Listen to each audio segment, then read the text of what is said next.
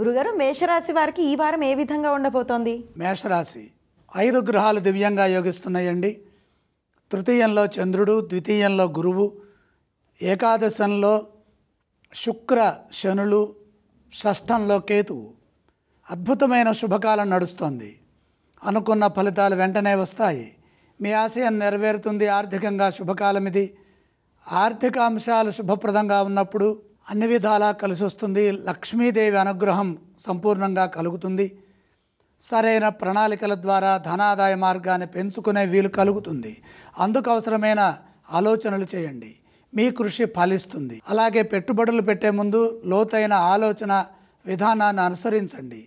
వృత్తి ఉద్యోగ వ్యాపారాల్లో తగినంత గుర్తింపు ఉంటుంది. ఉద్యోగంలో ఆత్మస్థైర్యంతో పనిచేయండి. మంచి గుర్తింపు లభిస్తుంది. సమాజంలో పేరు ప్రతిష్టలుంటాయి. వారం మధ్యలో అదృష్టవంతులవుతారు. బంగారు భవిష్యత్తును నిర్మించడానికి యోగ్యమైన కాలం ఇది. వ్యాపారంలో ఇతరులపై ఆధారపడకుండా పనిచేయాలి. సందర్భానుసారంగా నిర్ణయాలు తీసుకోండి. మంచి పనులకే కాలాన్ని సద్వినియోగం చేసుకుంటే ఉత్తమ ఫలితాలు లభిస్తాయి. సున్నితంగా సంభాషించడం ద్వారా స్నేహ బాంధవ్యాలు పెరుగుతాయి. అలాగే గురుగారు, ఈ రాశి వారు ఏ స్తోత్రాన్ని పఠించాలి ఈ వారం?